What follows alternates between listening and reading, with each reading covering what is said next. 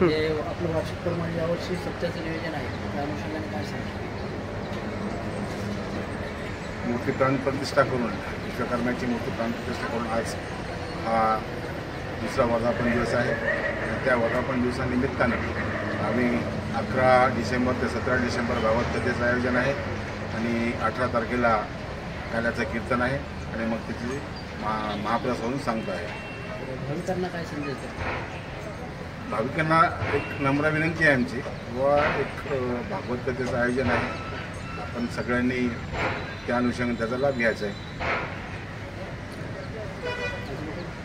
भागवत कथेचं जे नियोजन आहे सकाळी 7 ते 8 दररोज प्रभू विश्वकर्माचा आरती आणि अभिषेक होईल. 8 वाजता दररोजची आरती होईल आणि त्यानंतर 12:30 वाजता भागवत कथेला सुरुवात होईल.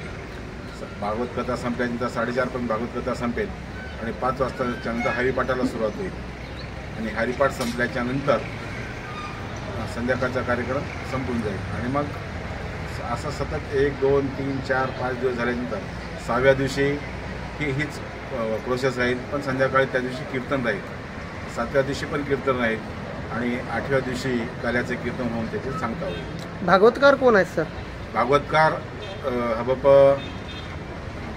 केरुरकर महाराज आहेत, नरसिंग महाराज केरुरकर आहेत आणि त्यांचे साथ देणारे पण वाद्यवनंद आहेत आणि साऊंड सिस्टीमचं आमचं पंचायतचा समाजाचं आहे.